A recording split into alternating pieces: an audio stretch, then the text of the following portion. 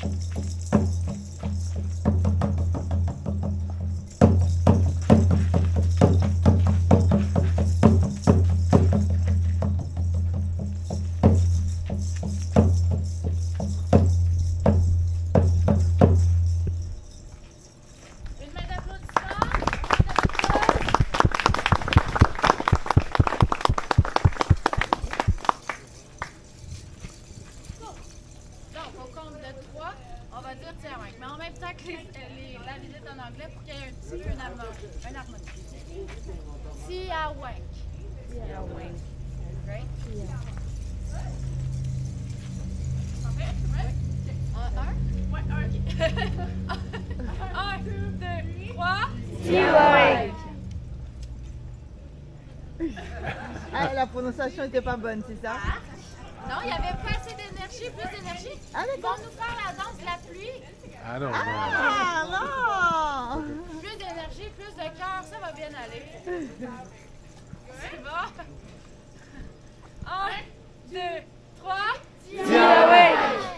Wow! Ok. Ça, c'est acceptable. Donc, la visite en français, vous allez pouvoir vous avancer.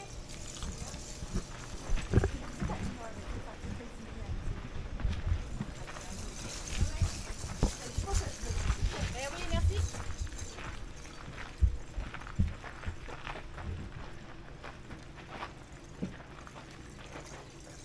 Approchez-vous plus ici. Il y a encore de la place ici là, pour tag.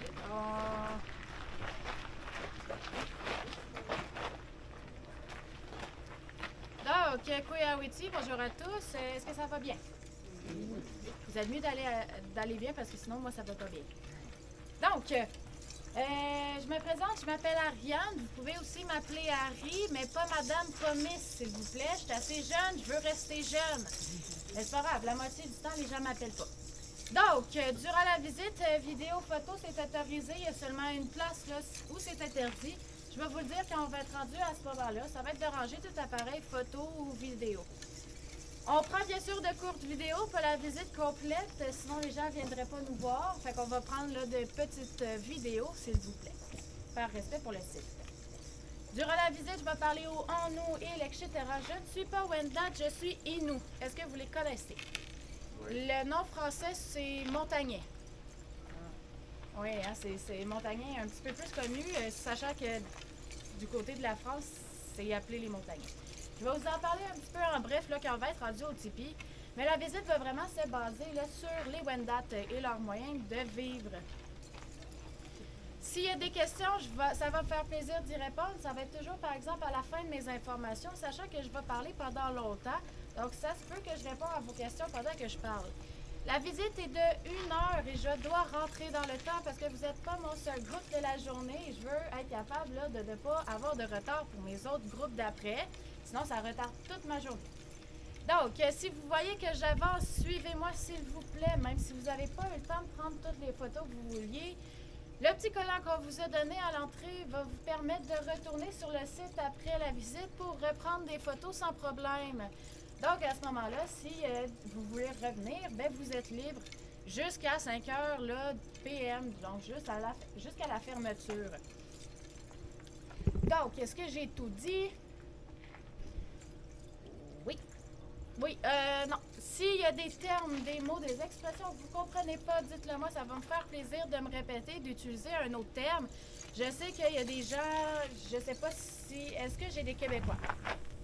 Québécois? Français? Oui. Où? Ah, parfait. Fait que je vais utiliser les deux termes, là, français et québécois. Vous allez voir que des fois, il y a des mots qu'on n'utilise pas, que c'est pas la même chose. Fait que ça veut dire la même chose. Fait que pour la compréhension de tout le monde, des fois, là, je vais utiliser deux termes. Donc, ça, c'est tout dit. Super. Donc, commençons la visite. Vous vous trouvez sur le site qui s'appelle Onwashettekwe, qui veut dire d'hier à aujourd'hui. Donc, on va vraiment parler là, des Wendat durant le temps.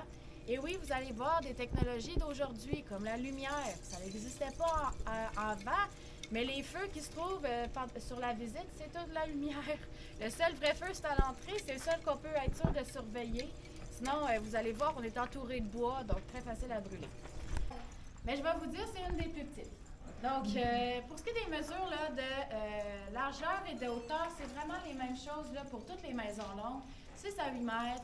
Ça va être la même mesure pour chaque maison. Ce qui va changer, c'est la longueur, et ça dépendant du nombre de personnes qui habitent à l'intérieur. Donc, la nôtre fait seulement 18 mètres de longueur, mais les recherches archéologiques les plus récentes, la maison qu'ils ont trouvée montait jusqu'à 91 mètres. C'est la longueur d'un terrain de baseball, là, niveau compétitif. Donc, c'est immense, très, très long.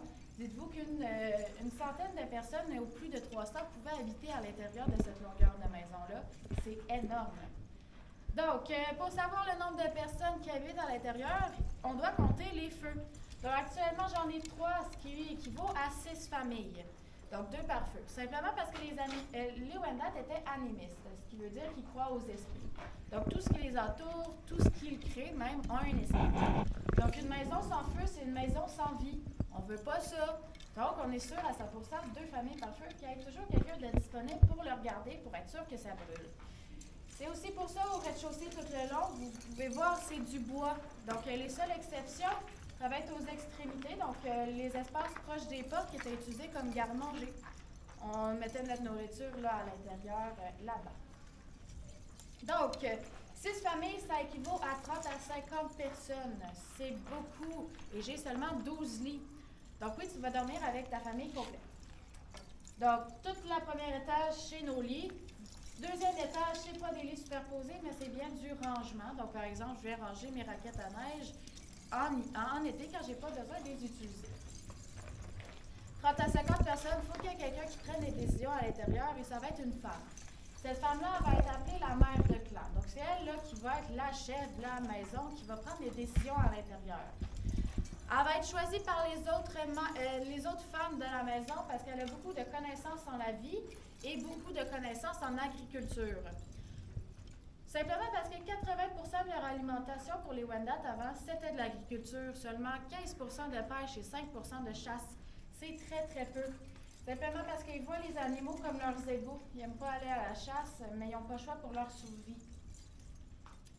Donc, c'est pour ça. Donc, la mère de clan, là, elle a beaucoup de connaissances en la vie parce que c'est une des plus âgées. Pas nécessairement la plus âgée, mais une des plus âgées. Donc, c'est aussi un des points importants là, pour qu'elle soit choisie comme mère de clan. Elle ne doit pas être nouvellement femme. Donc, c'est elle là, qui vient dire qui fait quoi, qui règle les disputes à l'intérieur de la maison. La seule chose qu'elle ne fait pas et que les femmes ne font pas, c'est la politique.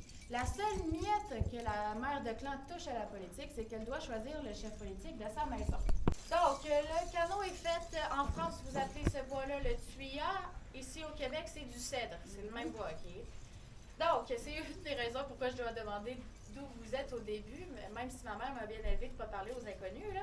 C'est vraiment juste pour les termes. Donc, c'est un bois très flexible. Tu le mets dans l'eau chaude et tu pouvais ensuite facilement plier ton bois sans que ça casse. Et donc, en faire la base du canot. Ensuite, avec de l'écorce, tu viens le recouvrir pour vraiment avoir la plus grosse partie là, de la base du canot. Ensuite, on venait les attacher avec des racines d'arbres. Donc, on venait percer des trous dans nos morceaux pour passer notre racine.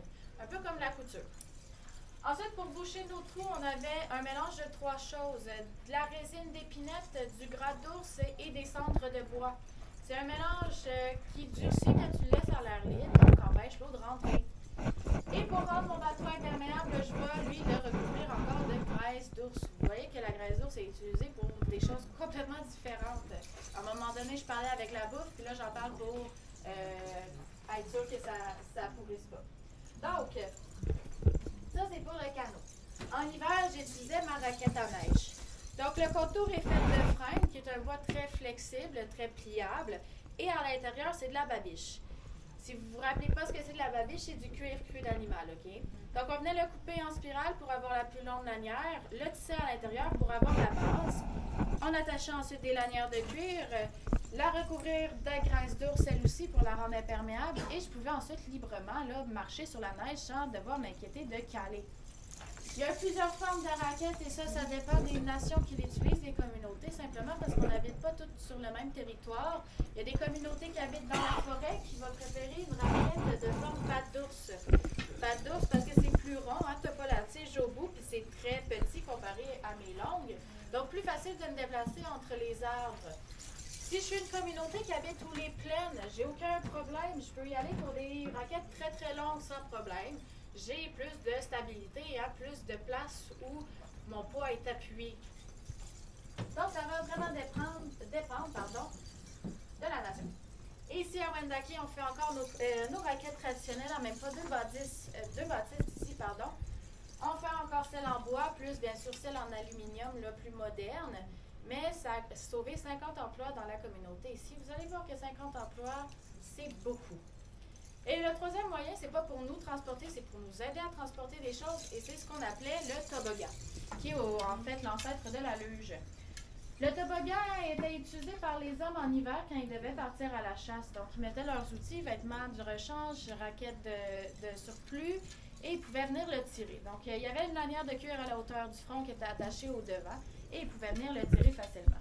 On n'utilisait pas les chiens pour tirer les toboggans simplement parce qu'on n'avait pas de raquettes pour les chiens. Donc, nos chiens allaient caler dans la neige, se fatiguer trop rapidement. Puis, des fois, les lieux de chasse étaient très, très loin du village. Question? Non.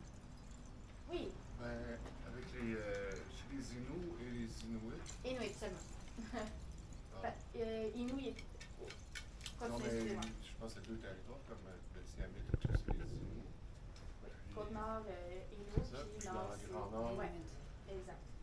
Comment ils faisaient parce qu'il y a beaucoup moins d'arbres. Dans le Grand Nord, il y en a même plus. Comment ils faisaient les canots, les kayaks, en fait, je sais souvent, pas ils n'en utilisaient pas souvent, sachant que là-bas, c'est... les Inuits, oui, on en avait, là, des arbres assez... il y en a quand même beaucoup, là. Dans le Nord, là, oui, c'est plus difficile, mais ils n'utilisent pas nécessairement comme une utilisation de la vie de tous les jours. Donc, tu sais, les Wendat, eux, c'était vraiment utiliser une utilisation de la vie de tous les jours, de chaque jour. Fait que oui, eux, il fallait qu'ils réparent souvent. Mais oui, c'est ça. Oui. Mais les Inuits, Oui. genre ceux qui avaient pas d'arbres, comment ils faisaient pour faire des maisons?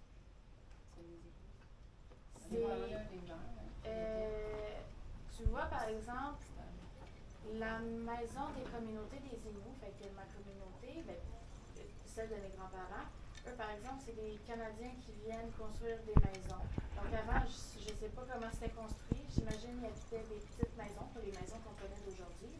Aujourd'hui, oui, mais avant, c'était des petites maisons là, faites avec sûrement du cuir d'animal.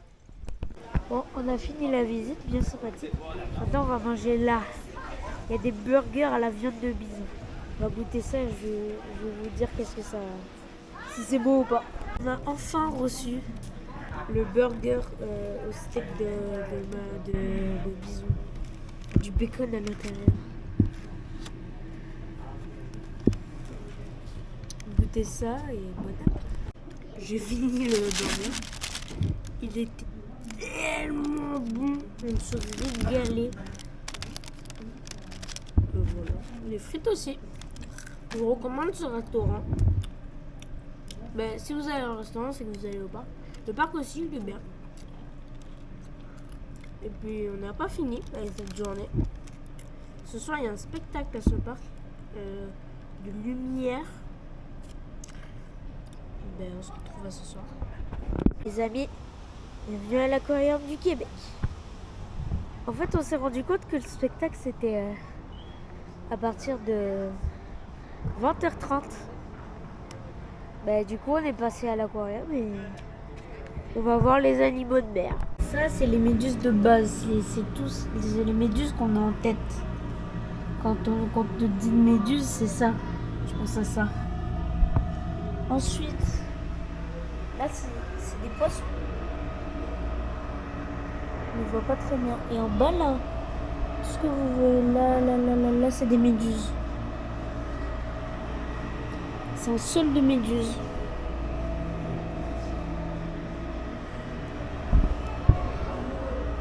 Et maintenant, on va faire le pavillon des profondeurs. Donc, il y a des hippocampes. On peut toucher des... Je pense qu'on peut...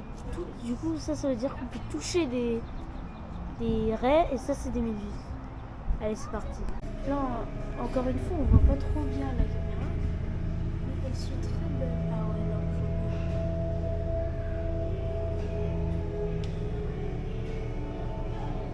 Elles sont oranges et... Elles sont oranges et un peu blancs. Et ils sont là, nos fameux hippocampes. Ils sont là. Le nid d'hippocampe là. Je sais pas si vous allez le voir. Attendez. Là, il y a des hippocampes. On rentre dans le grand tunnel.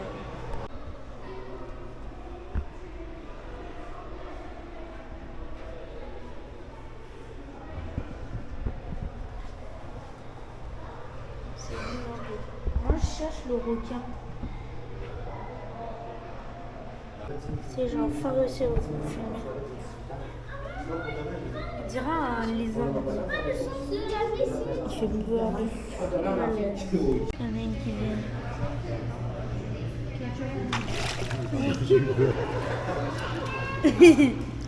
Ah, j'ai pas eu. Vas-y. J'arrive pas à les toucher. Il n'y en a aucune qui vienne. Allez. Toujours pas.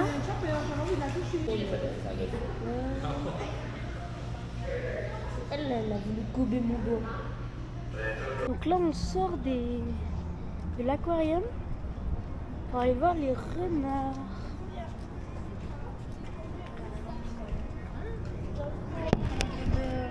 On a là-bas.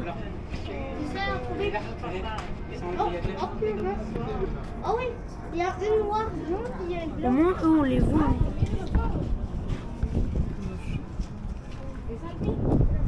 J'arrive pas trop à vous filmer parce qu'il y a beaucoup. Mais... il est là-bas et l'autre.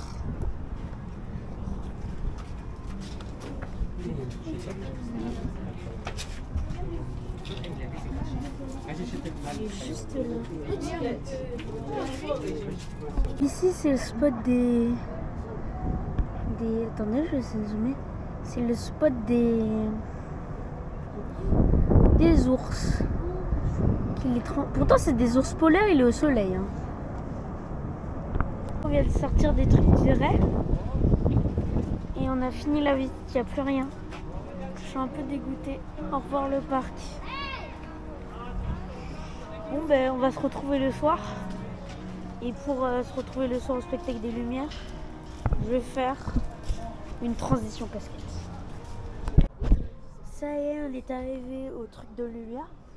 Il s'est écoulé 1 ou 2 secondes pour vous, 4 heures pour moi. Donc là on va voir le spectacle. Il fait pas encore nuit, mais il va bientôt faire nuit.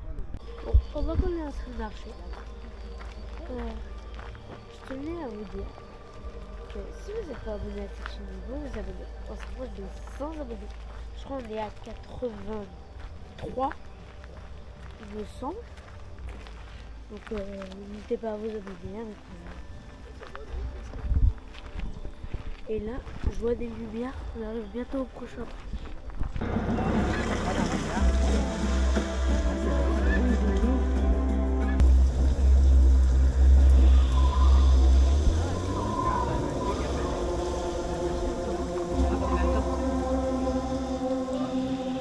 Regarde la lune en haut.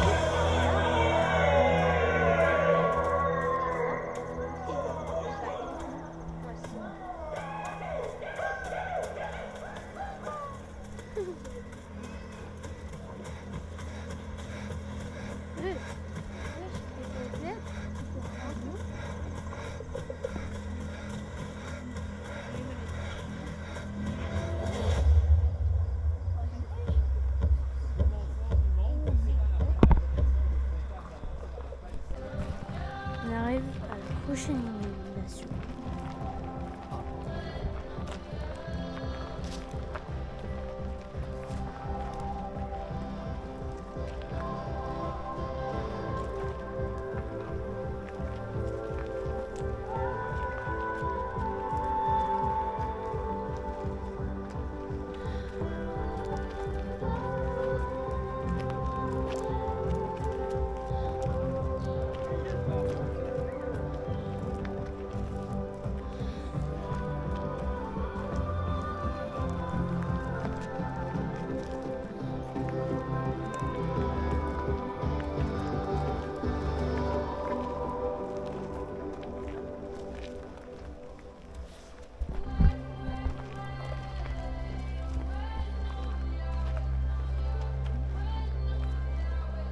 Moi, c'est Matix de la Voix. J'espère que cette vidéo vous aura plu. N'hésitez pas à vous abonner et à liker. Et me dire en commentaire si vous voulez une partie 2 de ce vlog. Bisous.